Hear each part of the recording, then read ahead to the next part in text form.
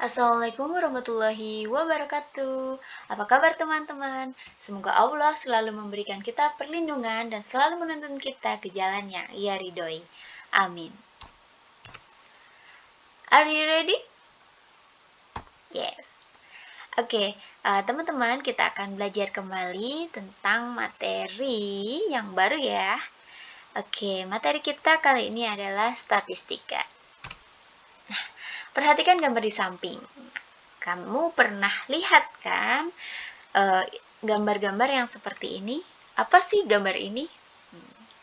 Kita lihat biasanya ada di pemilu, ada di rumah sakit, ada di mana lagi ya? Di pasar juga ada mungkin. Ada di HP kalian, biasanya juga ada penggunaan data. Biasanya ada seperti itu. Nah, ini adalah salah 3 dari penyajian data. Ada chart, ada grafik, ada apa ini? Oke. Are you ready? Oke, kita akan belajar tentang tabel distribusi frekuensi. Nah, seperti apa sih tabel distribusi frekuensi itu? Nah, pasti wujudnya tabel ya teman-teman. Nah, bagaimana sih cara menentukan tabel distribusi frekuensi? Apa sih sebenarnya tabel distribusi frekuensi? Nah, kita akan lihat setelah kita akan tahu setelah kita melihat ya. Nah, caranya bagaimana sih untuk menentukan? Nah, cara awal kita harus tahu banyak datanya. Nah, kita misalkan punya data tuh banyak banget ya. Kalau misalkan kita udah selesai mensurvei, kita pasti punya data yang banyak dan tertulis dengan acak-acakan. Nah, di sini nanti kita akan merapihkan lah istilahnya seperti itu. Nah, kita juga butuh data terkecil atau data minimum.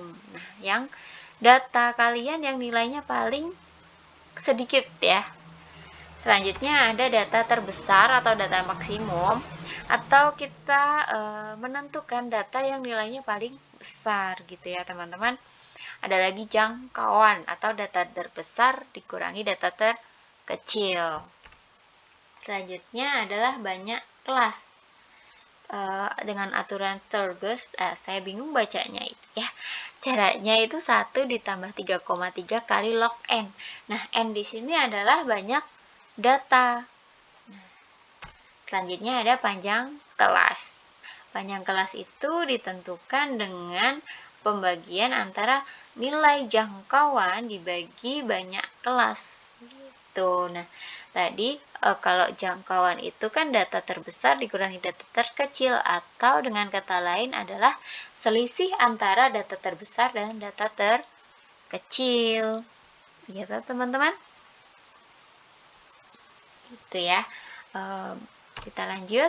Nah, Ayah Rizal adalah seorang ketua RT. Beliau telah mensurvei penghasilan rata-rata dari warganya tiap bulan. Rizal ingin membantu ayahnya untuk melakukan penggolongan dalam bentuk tabel. Berikut adalah data penghasilan rata-rata warga di RT-nya Rizal dalam ratus ribu rupiah. Nah, kalau data disajikan seperti ini, itu kan, bacanya itu rada bingung ya, karena terlalu banyak. Nah, kita bisa kelompokkan atau kita bisa ringkas dan rapikan lah. Seperti itu. Dengan nanti yang dinamakan tadi tabel distribusi frekuensi. Nah, di sini dikatakan dalam ratus ribu rupiah. Maksudnya apa sih? Contohnya ini. Ini kan 23 ya. Itu artinya 2.300.000 rupiah.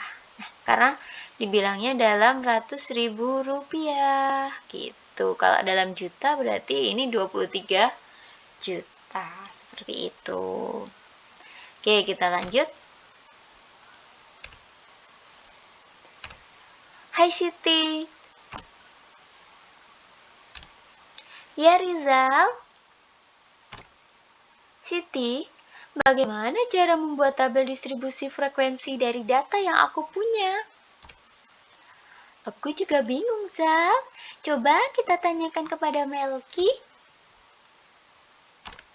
Nah, karena Melki ini suka baca ya, jadi dia itu langsung cari buku dan baca tentang cara penyajian data.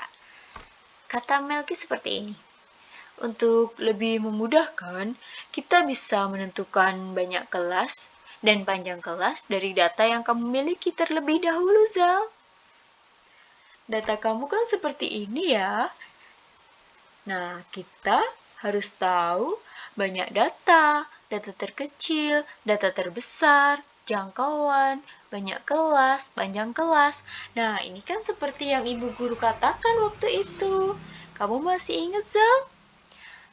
Ya, aku masih sedikit ingat. Oke, kita bisa mengurutkan datanya untuk memudahkan, tapi ini tidak wajib. Kita urutkan dulu ya. Ini data yang sudah urut dari ayahnya Rizal ya, sudah diurutkan oleh Melki. Nah, kata Melki tadi harus tahu yang ini ya. Harus tahu yang ini. Nah, banyak data itu tadi apa? Ada banyak data dari ini semua ya. Kita hitung coba. 1, 2, 3, 4, 5, 6, 7, 8. 8 kali ada 5 ya ini ke bawahnya. Barisnya ada 5. Jadi 8 kali 5 adalah 40. 40 ya. Jadi banyak datanya 40. Nah, sekarang kita cari tahu data terkecil. Data terkecil itu ya data yang paling minimum atau nilainya paling sedikit, yaitu 20. Sedangkan data terbesarnya, maka nilainya yang paling besar atau kita sebutnya dia 40. Gitu. Ada yang mau ditanyakan sampai sini? Semoga tidak ya. Oke. Untuk jangkauan itu caranya selisih antara data terbesar dikurangi data terkecil ya. Jadi 40 dikurangi 20 sama dengan 20 gitu ya. Jadi jangkauannya 20.